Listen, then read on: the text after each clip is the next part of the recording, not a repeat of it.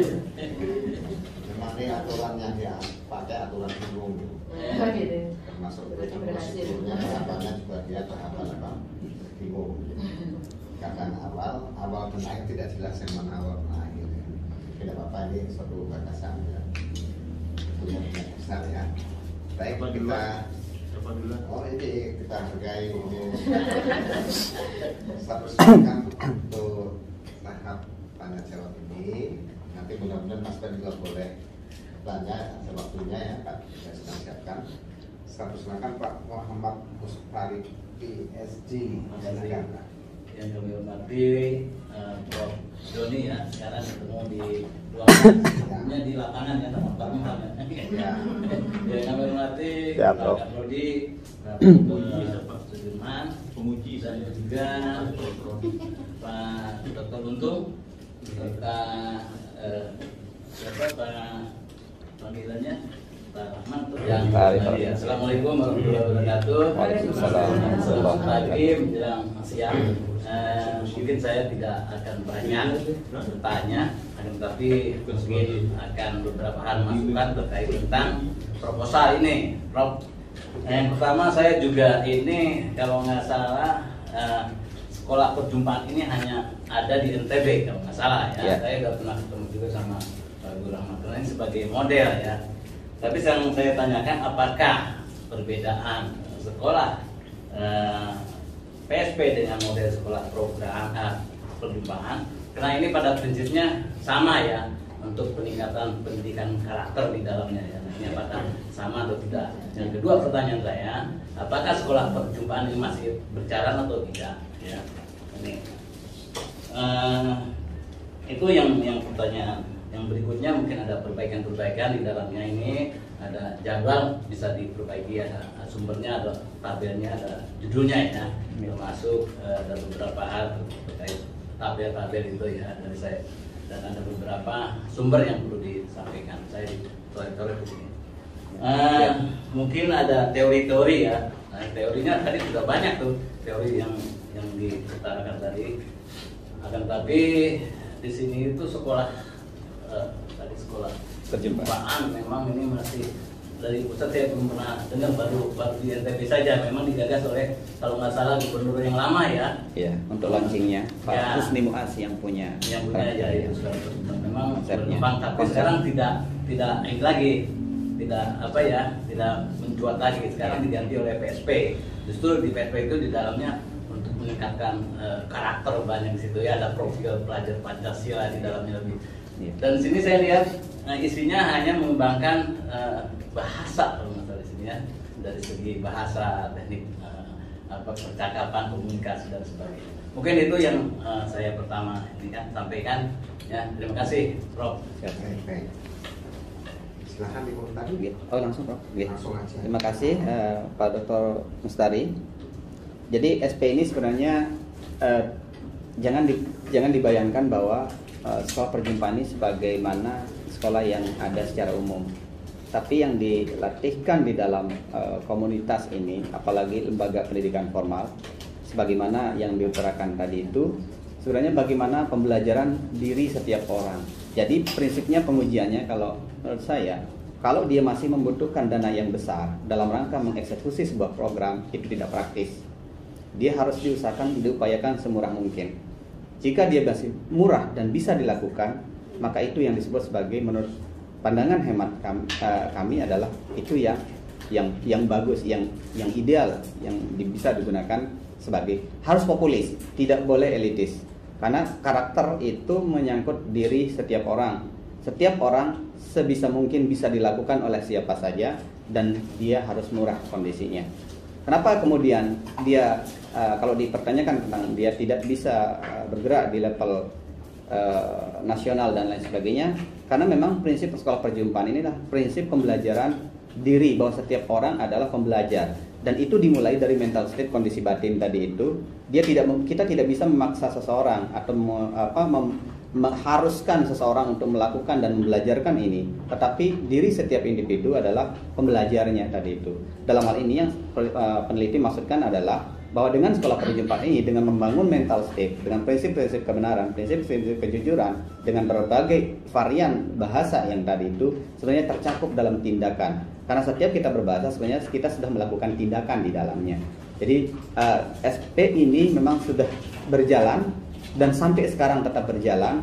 Dan kebetulan tempatnya sekarang ini ada di SMAN 1 Gunung Sari, dan itu digunakan sebagai model pendidikan karakter yang diusulkan sebagai model pendidikannya di SMAN 1 Gunung Sari. Dan dengan proposal itu dia ditunjuk sebagai sekolah yang menerapkan Merdeka Belajar sebagai sekolah penggerak, salah satu yang ada di Kabupaten Lombok Barat untuk SMA-nya. Selebihnya saya di Mataram saya belum tahu sih, belum ada. Sehingga dengan tawaran sekolah perjumpaan yang digunakan di SMA 1 itu secara institusi, ya. Namun secara praktiknya karena dia harus murah, maka setiap orang prinsipnya sebenarnya bukan harus menunjukkan harus ada komunitas. Di sini perbedaannya dengan pandangan kalau sisi teoretiknya, pandangan Habermas itu harus mengakomodir kelompok tertentu dan itu pasti mahal dan tidak mudah. Sekolah perjumpaan kita prinsip ketika bersepakat, maka itu bisa kita lakukan secara bersama-sama. Ketika berjumpa dengan orang lain, di situ tempat dibelajarkan. Ketika saya berada di tempat yang lain bersama siapapun, di situ adalah media belajarnya. Jadi sekolah perjumpaan ini adalah sekolahnya institusi adalah saat kita berjumpa, dan wilayah waktunya adalah ketika kita berada di mana saja. Jadi itu prinsip pembelajaran. Terima kasih Pak Dokter.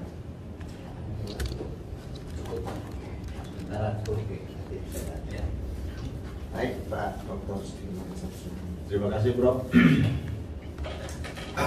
Pak Habib, saya akan berusaha seperti orang awam yang tidak pernah mendengar istilah sekolah perjumpaan. Saya akan mewakili orang kebanyakan ya, bahwa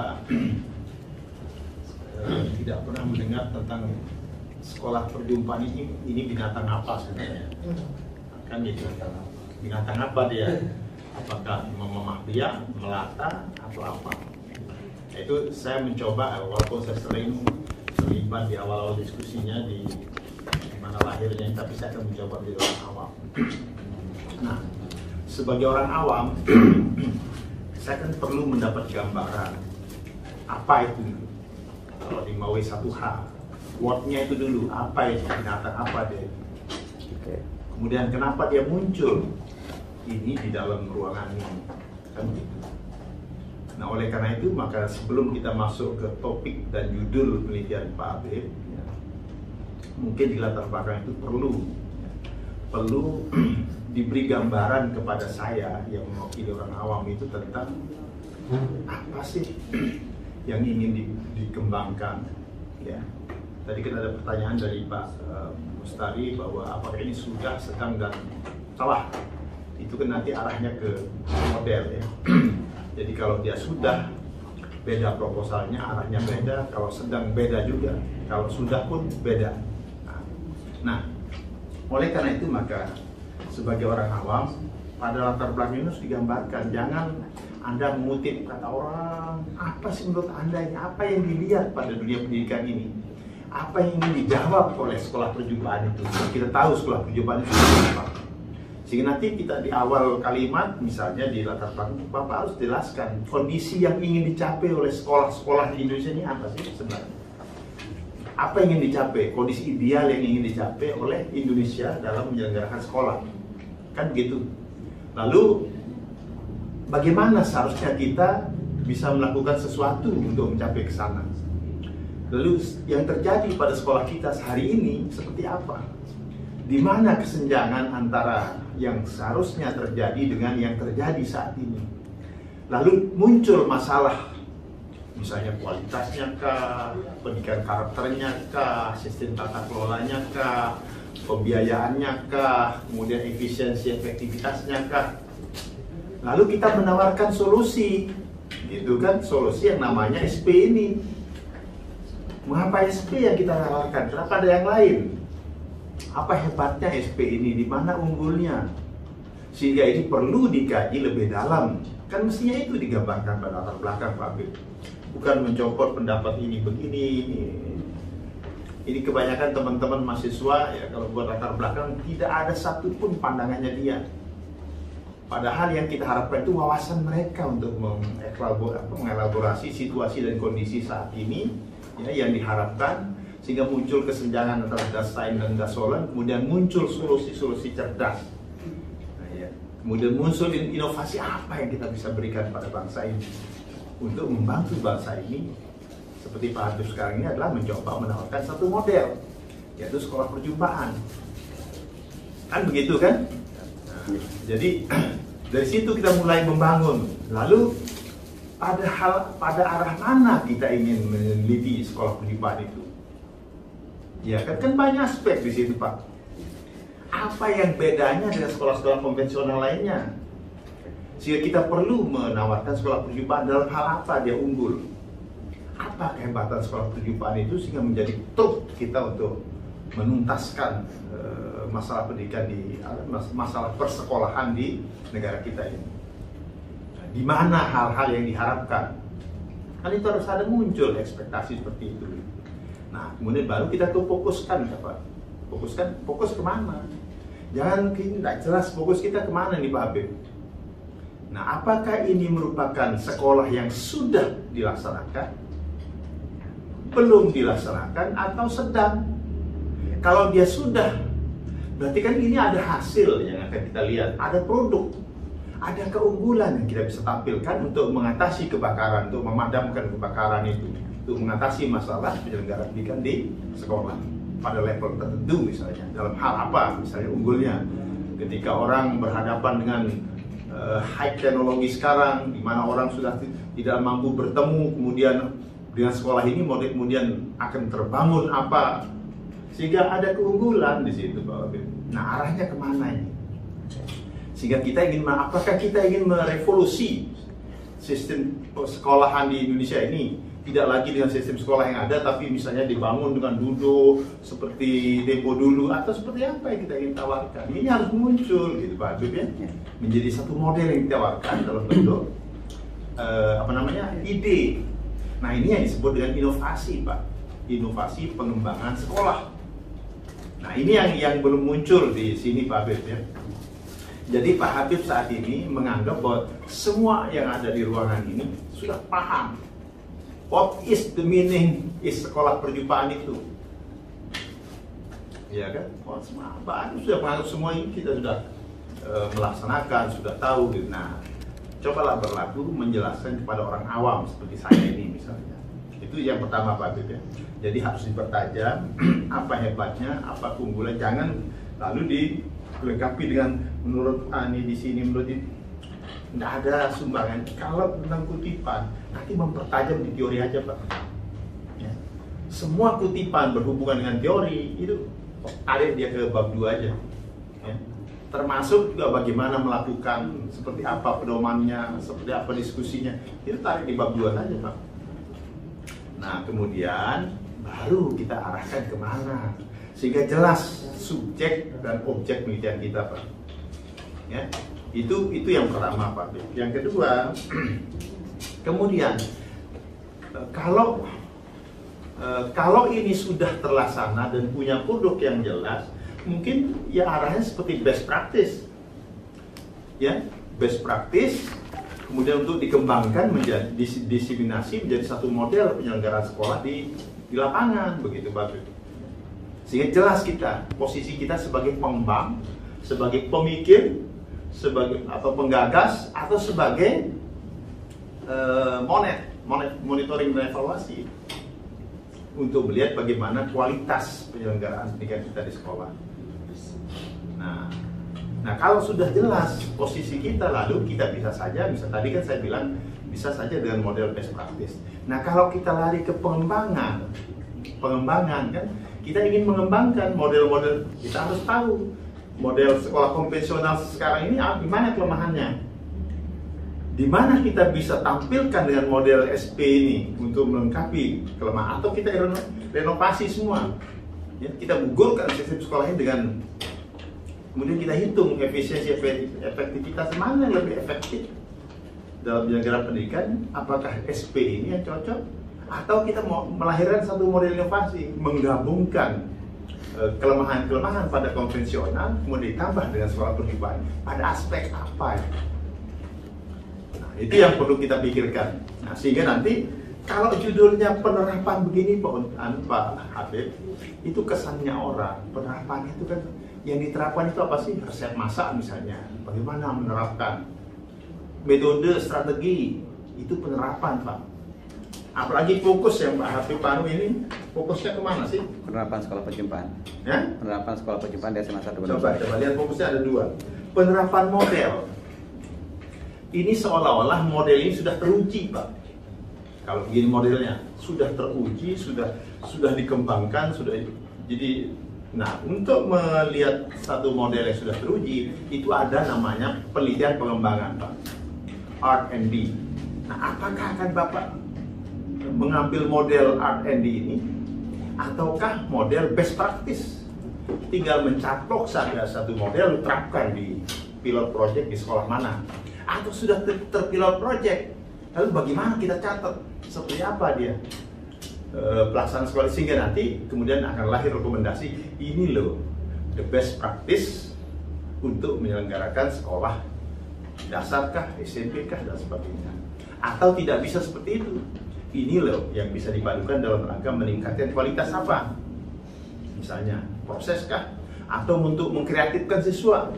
Atau untuk membelajarkan untuk mengelola pendidikan karakter?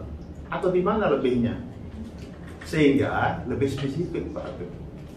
Tidak semua. Nah, kalau kita bicara tentang penerapan model, kita tidak ke sana Pak Habib ya. MAP ini bukan prodi yang akan mengembangkan model. Ini lari ke TP Pak, teknologi pembelajaran. Tata kelolanya tapi gimana? Iya, kalau tata kelola ya, tapi kalau pengembangan model itu ke TP Pak. Ya. Tapi pengembangan model atau sekolah, manajemen menariknya Pak. Kayaknya banyak banget ya. Yang satu pertanyaan itu banyak banget. Kenapa? Banyak banget ini. Enggak, saya mengomentari Pak, belum bertanya nih Pak, belum bertanya. Masih mengomentari Pak, meluruskan. Saya kasih satu duanya ya. Nah, kemudian fokus kedua Pak, efektivitas pembelajaran. Kita tidak ke sana Pak. Ya. Kita tidak mengurusi pembelajaran, itu diurusi oleh prodi yang lain, misalnya prodi bidang studi dan prodi prodi TP, ada jurusan, ada prodinya. Nah, kita mengelola tentang bagaimana sumber daya manusia, sistem pembiayaannya, sistem penjamin mutunya, tata kelolanya, kemudian rekrut dan semuanya di luar proses dan pembelajaran. Nah, itu yang perlu kita pikirkan bersama. Jangan ini. Saya ingin memberi banyak alternatif ya, arah yang jelas sehingga penelitian ini menjadi jelas. Itu Pak Habib. Ya. Jadi jangan penerapan sekolah perjumpaan kan kesannya seperti seperti metodologi ini Pak. Kesannya seperti sebuah model diterapkan, kan tidak begitu. Nah, mungkin nanti kita bisa kembangkan misalnya ada masuk unsur inovasi atau masuk unsur pengembangan model atau seperti apa dia bisa lari ke sana Pak. Atau ambil model-model kajian yang tentu berbasis best practice. Kalau jika ada sekolah yang sudah menerapkan ini, lalu kita contoh dia, ya. Jadi kita ambil itu Pak Habib. Ada sekolah, ada berapa sekolah yang sudah. Bagaimana hasilnya? Keunggulan itu, keunikan itu kemudian kita terapkan pada sekolah lain sebagai satu model penawaran, satu model penyelenggaraan pendidikan di level sekolah. Gitu Pak Habib ya. Nah, jadi kalau yang teknis, ya saya kira tidak usah saya kemukakan, saya sudah lipat di sini Bapak tidak lihat tentang semestinya isi apa, teknik ada, itu sudah saya lipat Pak. Tapi saya lebih fokus kepada subjek dan objek penelitiannya supaya jelas. Tadi saya dengar kemudian pengumpulan data dengan wawancara. Loh, ini kan berbeda. Kalau model kan bukan wawancara Pak. Misalnya, bagaimana pelaksanaan ini? Kan tidak hanya sebatas wawancara dia, tapi mendalami. Tidak usah banyak-banyak lah. Kalau Gunung Sari oke sedang berjalan. Nah, seperti apa Gunung Sari? Atau sekolah yang sudah berjalan, seperti apa dia? Ambil satu angle saja Pak. Tidak usah terlalu banyak. atau konsep yang sudah matang itu sudah diuji coba, laporannya diambil kemudian dicoba pada sekolah yang berbeda. Nah, jadilah ya pengembangan dia jadinya Pak, menerapkan satu model yang sudah ada pada sekolah lain. Nah nanti ya cuma risikonya memang agak sedikit lama penelitiannya, risikonya kan kita akan melihat perkembangannya. Tapi kalau kita ingin mengungkap misalnya apa yang sudah diteliti, apa yang sudah terjadi, tidak apa-apa juga. Kan boleh kita Pak, inovasi apa yang ada pada sekolah perjumpaan yang ada sekarang ini dibandingkan dengan sekolah konvensional yang ada di tempat lain yang diselenggarakan oleh pemerintah. Nah, Pak Habib bisa bandingkan itu, banyak aspek manajemen bisa dibandingkan. Pembiayaannya bisa dilihat, efektivitas efisiensinya dilihat, pencapaian tujuan pendidikannya misalnya tercapainya anak yang berkarakter juga bisa dilihat, atau kemana arahnya bisa. Itu Pak ya. Jadi supaya mau saya jangan terlalu diumbar ya, sekolah perjumpaan terus tidak jelas apanya yang mau dilihat. Karena penelitian itu harus sistematis Pak, harus sistematis, terukur dan jelas. Nah itu yang saya inginkan Pak Habib. Jadi kita bisa diskusikan judul ini ya, mungkin kita sempurnakan Pak Prof Doni judul kita, karena tidak bisa kalau judulnya penerapan sekolah perjumpaan titik masih belum selesai, belum menimbulkan makna yang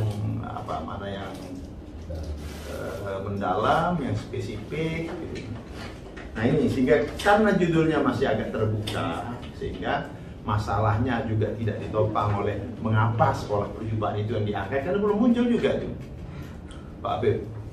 Nah memang Pak Habib jangan kecewa. Bapak harus kecewa kalau penguji itu tidak memberi masukan. Harus kecewa Bapak. Tapi kalau penguji pada proposal awal harus cerewet Pak, supaya Bapak tidak tersesat pada saat penelitian besok. Kalau di proposal tidak ada komentar, itu alamat Bapak, alamat malu bertanya, jalan-jalan jadinya kemana-mana. Jangan bertanya. Iya, tidak jelas kan, jalan-jalan jadinya. Itu Pak Prof. Tren. Cukup. Cukup. Kita lanjutkan Pak. Baik. Kalau di masyarakat Sasak itu ada istilah semakin membingungkan seseorang, yaitu semakin pintar. Jadi tanda pintarnya orang itu membingungkan. Ya.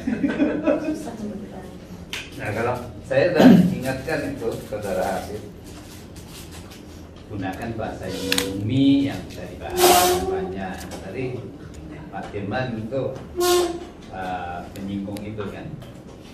Jadi memang sebenarnya prinsip sekolah perjumpaan itu memang belum fix ya. Dulu ketika kita diskusi-diskusi itu sebenarnya istilah yang kami gunakan itu majelis perjumpaan. Kalau majelis itu kan tidak memberikan kesan itu sekolah bisa di mana saja. Nah, tapi kemudian nggak tahu perkembangannya menjadi sekolah perjumpaan. Sebenarnya ini kan bukan sekolah ya, sebuah konsep majelis di mana. Jadi konsepnya gini loh, orang ketemu orang itu ya, ada tempat mereka berlatih mengatakan sesuatu yang benar, sesuatu yang jujur dan sebagainya. Awal-awal konsep ini disampaikan ya pasti ada resistensi dari orang, karena kalau kita melihat secara psikologis itu human psyche itu ada dua sisi, ada sisi gelap, sisi terang, sehingga tidak bisa kita mengklaim bahwa dengan ketemu saja orang itu bisa menjadi baik gitu ya, bisa jadi jujur. Nah kemudian dalam perkembangannya Pak Uzi mencoba menggabungkan beberapa teori, dari teorinya pragmatics, teorinya Searle dan Augustine, kemudian lebih terakhir itu banyak bicarakan tentang teorinya Habermas. Nah, tadi kan speed kan. Nah, kalau 2 orang tadi speech eye kan. Nah, kemudian dalam proses berikutnya itu itulah 5 kategori speech eye itu kemudian dijadikan sebagai parameter untuk melihat seseorang itu berkata benar, berkata jujur dan seterusnya. Dan ya saya mungkin yang banyak sekali ikut diskusi-diskusi itu, dan juga saya punya perspektif yang berbeda, sehingga waktu itu terjadi banyak sekali gesekan. Saya menyatakan ketidaksetujuan saya dengan beberapa hal, karena tidak mungkin orang tiba-tiba baik. Orang menjadi dermawan atau pelit itu proses. Nah, dengan mengerjakan ini, saya khawatirnya akan banyak sekali orang-orang yang pintar ngomong tapi tidak melakukan. Itu yang mengkhawatirkan saya gitu ya. Karena ternyata memang iya, produknya SP ini banyak orang-orang pintar ngomong itu. Pintar ngomong, pintar ya. Kadang-kadang apa yang diungkapkan lebih indah daripada warna aslinya. Nah, itu saya ketika Pak Habib minta saya jadi pembimbing, saya melihat, nah ini kesempatan untuk melihat warna-warni perilaku manusia. Saya kira ya betul nggak bahwa ini sebagai tool itu bisa melakukan transformasi perilaku manusia gitu. Nah, itu makanya saya mau menjadi pembimbing, itu alasannya. Tapi saya lihat dari awal sampai akhir itu seperti kata Pak Dirman tadi, seperti apa, mosaik, tahu mosaik. Jadi warna-warni teori, tapi dia tidak menjadi satu kesatuan yang utuh gitu. Hingga apa yang disampaikan tentang apa teori Habermas, Searle dan sebagainya, itu yang saya tahu tadi 3 postulate itu memang itu yang bagus. Misalnya ketika seseorang bertemu ada kompetensi komunikasi, harus memiliki intention, dia berani ngomong, berani menyatakan pikirannya, dan tidak ada penekanan, koersi, penekanan pada orang lain. Nah itu sebenarnya, apakah ini akan Anda gunakan untuk melihat? Karena kalau Pak Dirman tadi mengatakan kita tidak melakukan kajian bahasa di sini kan, nah, kajian perilaku manusia misalnya, ya ini juga agak sedikit menjauh dari misi kita di MAP. Tapi mungkin nanti kita setujui lah, kita ketemu dengan seluruh penguji untuk membahas arahnya kemana. Jadi saya sependapat dengan Pak Dirman tadi, dia bicara tentang yang namanya research itu harus tujuannya jelas, outputnya juga harus jelas, ya kan? Saya kira komentar saya nggak mau banyak-banyak ya. Saya juga sebagai pembimbing, kalau saya banyak memberi komentar yang kurang menyenangkan, itu seperti menepuk air di tulang. Ya kan?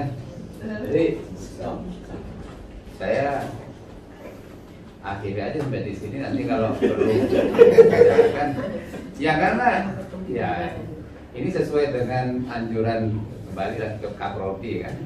Kaprodi maju ya.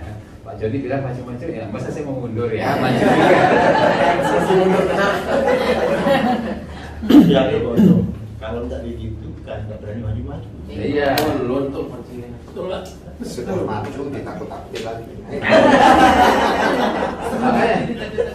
Makanya saya itu sering bilang gini mahasiswa, Anda itu susah-susah membuat konsumsi makanan, dimaki-maki lagi. Ganti makan.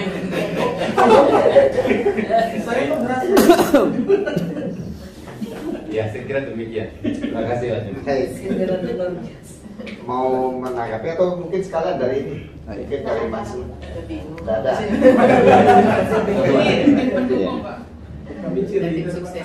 Banyak yang keluar air matanya. Mungkin sekalian saya.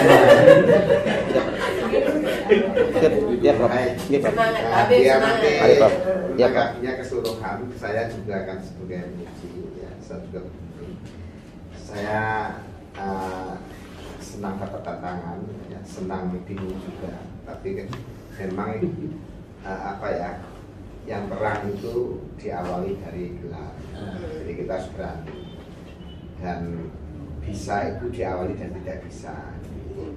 Jika itu termasuk apa yang selalu saya ungkap pada siapapun terutama mahasiswa, jangan khawatir orang yang itu bisa itu mulanya tidak bisa, dan kalau tidak pernah memulai tidak pernah akan menjadi bisa. Kemudian ini juga mungkin sudah saya ingatkan, dan ini juga pengalaman saya, ini tadi yang warna yang dicetak begitu indah, pasti di atasnya begitu indah. Saya sendiri mencatat 3 hal yang ingin jadi pemikiran. Pertama adalah kita ini di prodi MAP ya, jadi nanti dalam mengemas semuanya unsur masalah, judul apa semuanya. Kira-kira harus apa supaya terlihat sebagai fungsi dari administrasi pendidikan itu sendiri, kerja kita, sehingga nanti bisa dikatakan layak untuk menjadi apa tema dalam tesis untuk MAP itu. Yang kedua, karena MAP itu kan lebih arahnya ke manajemen. Nah sekarang bagaimana ini semua muaranya adalah memang ke manajemen pendidikan. Silakan apanya yang mau di manage supaya memang kelihatan memang ini adalah AP, sehingga tadi disinggung ini tepatnya ke TP dan apa ke pembelajaran itu pastikan itu tidak ada. Kemudian yang terakhir ini memang catatan, dan saya juga mengalami, saya juga pernah ikut diajak di dalam ruangan, mungkin masih di ruangan di sana P2BK, saya lupa namanya, pusat bahasa. malam hari. Iya. Tapi bukan isinya di sana. Iya, yang di pusat bahasa. Iya. Iya. LP2. Terus saya mendapatkan pembimbing saya ternyata termasuk rival yang apa yang sering berantem argumen itu tadi disampaikan. Kemudian saya juga mendapatkan orang di prodi itu satu ruang dengan penggagas itu juga banyak yang mengungkapkan ini loh, ya pokoknya tidak setuju karena tidak sesuai dengan realita dalam kehidupan sehari-hari. Ini saya sampaikan gagasan Arif dengan realita keseharian. Nah ini artinya saya melihat ada yang salah gitu, ya ada yang salah. Nah, tadi kan kalau dilihat sejarahnya dari Pak Untung, saya baru tahu bahwa ini sebenarnya gagasannya adalah majelis. Tapi tidak ada salahnya yang gagasan-gagasan yang kecil kalau memang kita kemas dengan baik, kemudian banyak masukan seperti ini, tidak menutup kemungkinan ini menjadi ruang untuk bisa menunjukkan kepada orang lain loh. Saya yakin gagasannya baik, banyak juga berbeda apa di bagus katanya baik. Hanya sekarang bagaimana dikemas supaya memang layak untuk dijadikan model. Cuma kalau di sini modelnya harus model pengelolaan. Tadi disebutkan berkali-kali ini sudah sama nih menguji ya.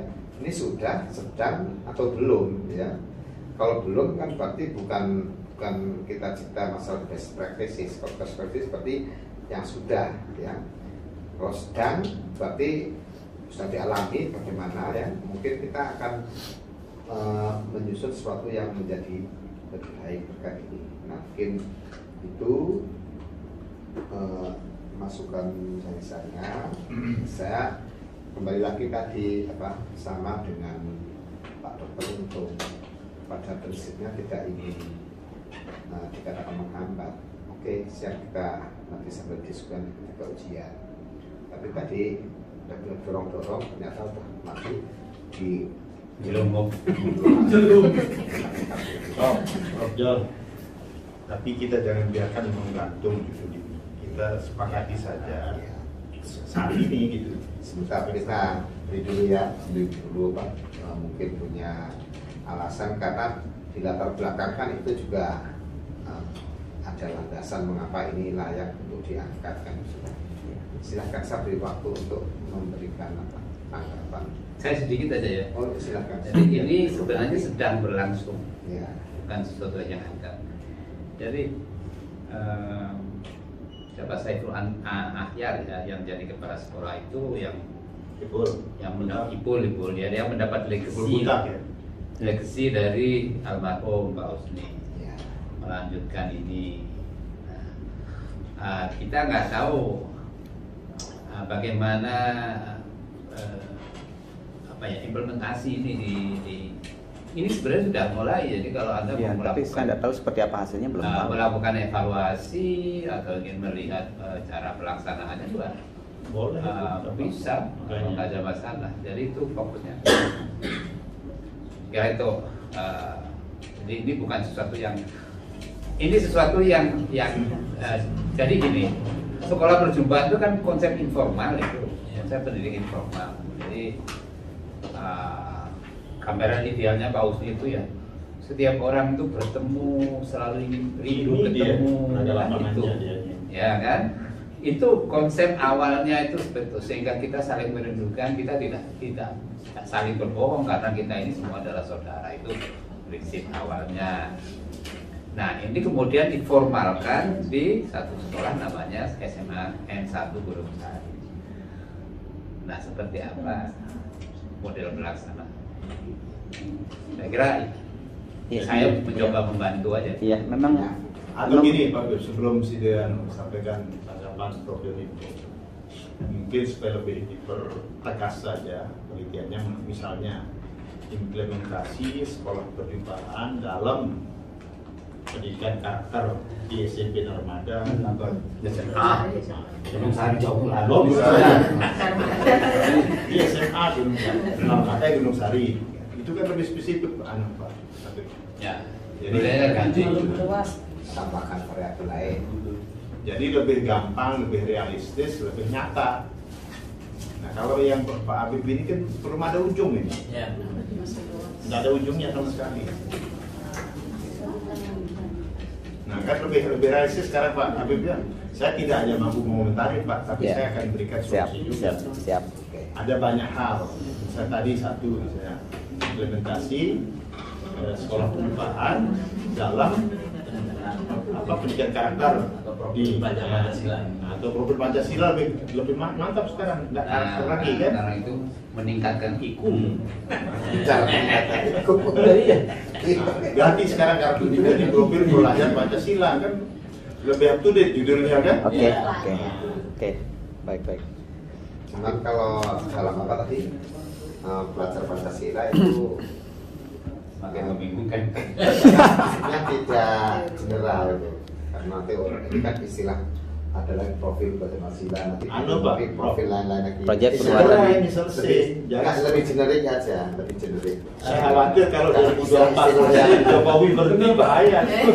Istilah-istilahnya Sudah berhenti.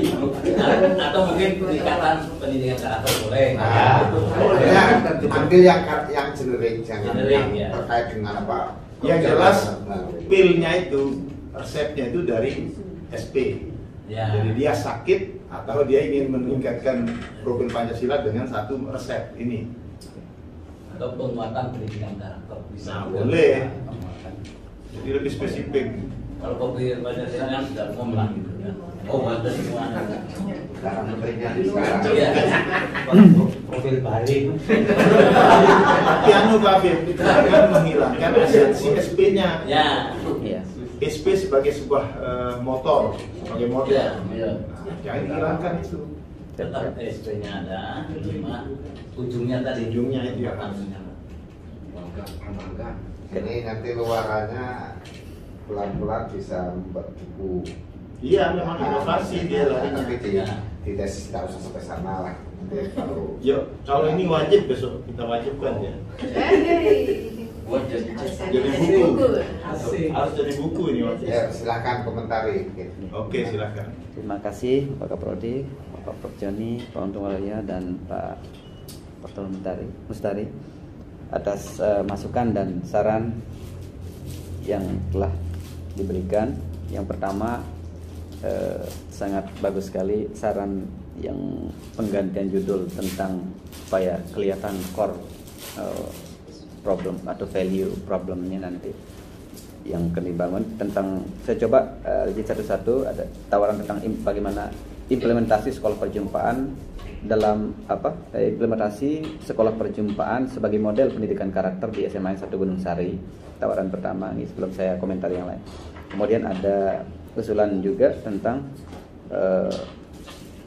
implementasi sekolah perjumpaan dalam rangka penguatan pendidikan karakter di SMA 1 Gunung Sari. Kurang lebih itu yang kami tangkap.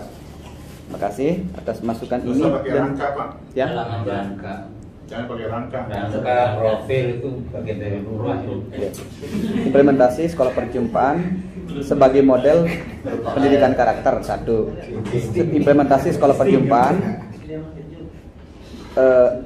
dalam penguatan pendidikan karakter di SMA 1 Gunung Sari. Kurang lebih itu masukan. Oke, baik, terima kasih. Jadi tadi sebenarnya memang pada dasarnya saya sebenarnya sejak awal sih ingin menggunakan tema ini, tapi ada hal-hal lain yang menjadi pertimbangan sehingga pada dasarnya sebenarnya ke sana melihat tujuan penelitian ini saja. Sebenarnya kan saya sudah fokus ke arah tata kelola sebenarnya. Fokus saya sebenarnya tata kelola, sehingga pada fokus di sini sebenarnya saya ingin melihat bagaimana memang sekolah perjumpaan itu berproses di sana. Tidak sejauh yang seperti R&D kemudian menemukan teori, tidak. Saya peneliti menyadari kemampuan peneliti sendiri bahwa tidak mungkin untuk membuat teori baru, sehingga saya pun mengkompilasi model teorinya Habermas dengan dua pendekatan yang ini yang sudah juga disebutkan di beberapa teori sekolah perjumpaan. Nah, sebenarnya role model sekolah perjumpaan ini sudah ada 3 seri bukunya sebenarnya sebagai model bagaimana penerapan itu. Ditambah ada sekitar 4 buku sekolah perjumpaan yang baru dibuat dengan sekitar 60, ada yang 80 halaman. Itu bagaimana terapannya di lapangan step by step, yang itu sudah dikeluarkan di SMA 1 Gunung Sari. Tapi terus terang itu yang menjadi penasaran saya, sejauh mana sih SP itu juga bekerja di situ, berproses di SMA itu. Sehingga saya tertarik melakukan penelitian di SMA 1 Gunung Sari dengan diklaim dengan penerapan model sekolah perjumpaan itu ternyata meningkatkan banyak sekali prestasi untuk hari ini, yang sementara yang saya lihat termasuk di Dikbud provinsi itu banyak sekali peserta didiknya yang masuk ke beberapa olimpiade, cerdas cermat dan lain sebagainya untuk dari sisi siswa. Kemudian dari sisi komunikasi saya belum tahu ini. Itu kan hanya kebetulan kita melihatnya dari luar saja nih kebetulan. Di dalam seperti apa sih prosesnya dia berkembang, berproses di dalam. Ini yang membuat saya sebenarnya penasaran. Nah, kebetulan kerangka teori ini yang saya pakai untuk melihat itu. Bagaimana dia bekerja. Bisa jelaskan nggak? Karena kalau speech act itu coba ke sana, balik ke situ. Yeah. Speech act itu kan ada 3 speech act itu. Ada lokusi, ilokusi dan perlokusi. Iya. 3 ini kenapa hanya 1 ilokusi saja yang diambil? Oh iya. Ya, karena itu yang menjadi fokus pragmatik ini lebih ke arah maknanya, bukan pada struktur tapi kalau teksnya itu. Jadi perlokusi itu penting juga di situ. Elokusi itu kan makna yang diterima orang kan. Kalau dia terjadi makna ucapan pembicara ketidakpahaman dengan apa yang disampaikan, seperti tadi dikatakan sama Habermas, itu harus ada kemampuan komunikasi. Kalau enggak itu terjadi namanya misfire, itu salah dipahami. Itu sangat mungkin terjadi. Nah, ini konsep ini yang tidak jelas diuraikan di situ. Anda mau apa dengan teori ini? Maunya apa gitu kan? Jadi ini kan seperti menarik-narik semua teori, namun kan gini ya, di kajian teoritik itu harusnya muncul yang namanya postulate atau dalil kalau kita ya. Iya. Postulat. Postulat. Postulat apa yang muncul dari teori ini? Karena saya lihat Anda menggunakan substantif teori juga dari berbagai sumber. Tetapi kalau kita bilang luaran yang kalau postulat itu kan sederhana sekali. Misalnya dari postulatnya si Habermas itu, kalau ngomonglah yang benar, ada truthfulness, kemudian beri kesempatan orang untuk menyatakan pendapat yang sama, ya kan? Ada keadilan di dalam menyampaikan pikiran atau pendapat. Demokrasi. Ada 3 di teori Habermas itu. Iya, ada. Nah itu, bentar, balik lagi ke situ. Ini dia. Ya. Nah ini kalau ini dianggap sebagai postulatnya, nanti bagaimana Anda akan mengujinya ini atau ngeceknya di dalam proses percakapan orang yang ada di situ. Jadi misalnya ada ruang publik, ruang publik itu yang dimaksud dengan apa namanya public hemisphere, ya kan?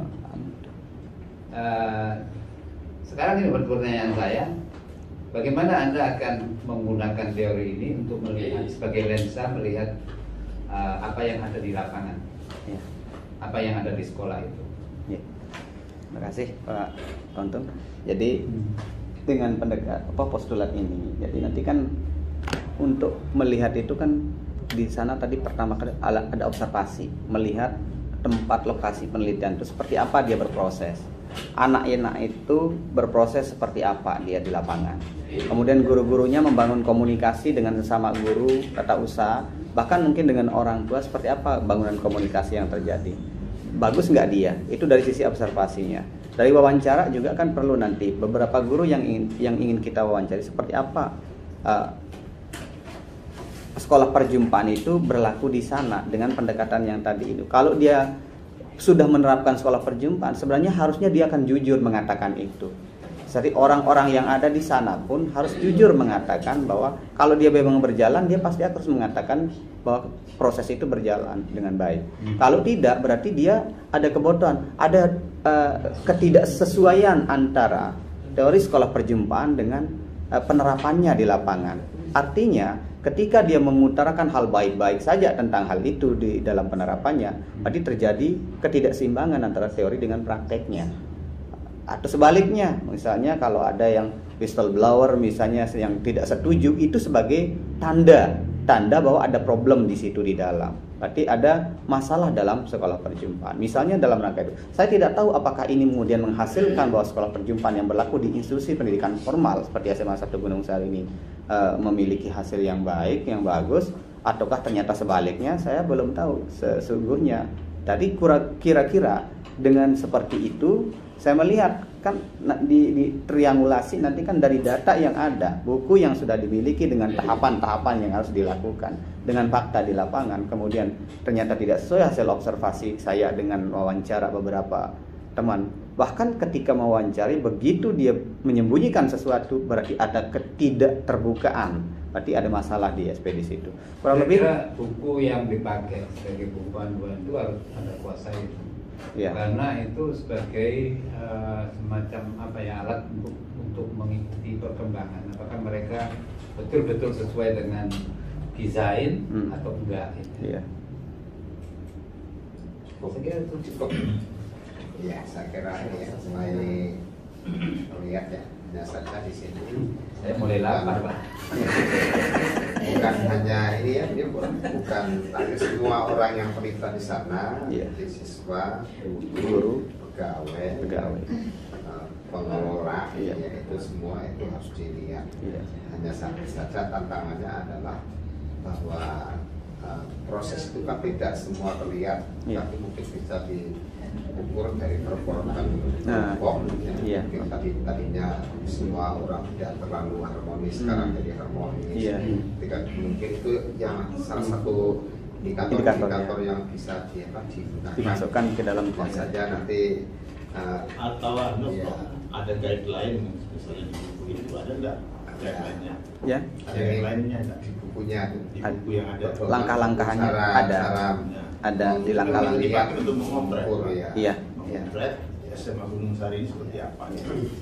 Memang rencana saya demikian. Dari buku panduan itu, apakah A sudah terlaksana, B sudah terlaksana, atau ini masih sedang proses, C tidak terlaksana sama sekali. Tapi jangan hanya itu diselipin, itu hilang maknanya kalau hanya enggak, jadi artinya sebagai bahan saja.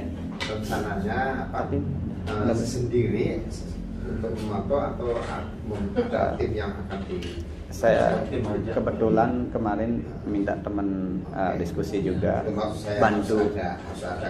Kalau sendiri berat, jadi mungkin juga menempatkan orang-orang yang ada di sana siap untuk memantau, dan memang nanti kalau perlu ada video-video yang diinikan sebelum seperti apa ini pertunjukan orang-orang yang sana sudah seperti apa. Jadi perlu banyak instrumen di orang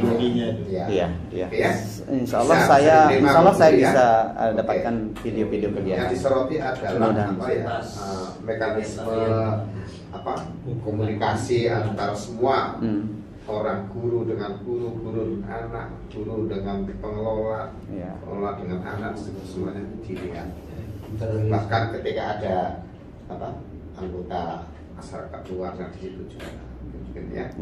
Dan harus muncul itu apa yang menjadi klaim SP ini. Jadi klaim itu yang dihadirkan ada, dan klaim SP itu dia berhasil begini. Jadi betul itu. Jadi ini tantangan di sini karena kita tahu semuanya bahwa itu saling berterima itu bagus sekali, saling komunikasi dengan harus bagus sekali. Nah sekarang tunjukkan memang itu bagus, tapi bukan harus dipaksa-paksa bagus. Kalau korbannya nggak bisa ya udah itu kita laporkan gitu. Ya mungkin ada yang salah dalam implementasinya. Cukup saya kira udah mulai arah Siap. Nanti diskusi lagi bisa kita terima dengan catatan tema ini bisa diterima soalnya.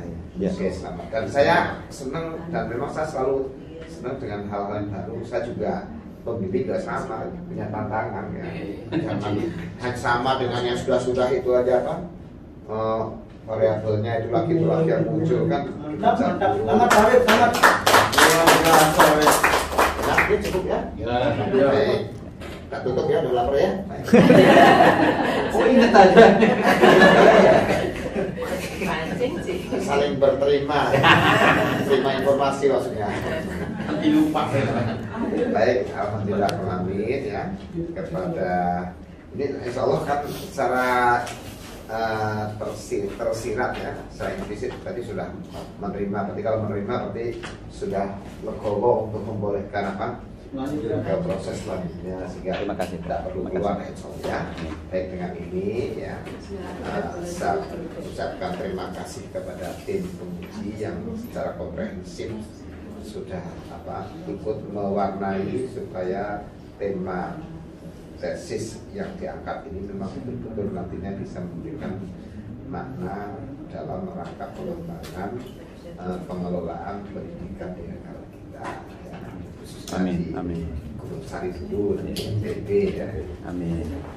Kepada para penguji saya ucapkan terima kasih sebesar-besarnya kepada saudara Habib bin Abdurrahman ya. Saya ucapkan selamat ya. Terima kasih juga kepada mahasiswa, terima kasih sudah hadir di dalam kegiatan ini, menambah semangat kita semuanya ya. Itu saja akhir kata, sama-sama kita tutup dengan baca alhamdulillah. Alhamdulillah. Wabillahi taufiq wal hidayah. Wassalamualaikum.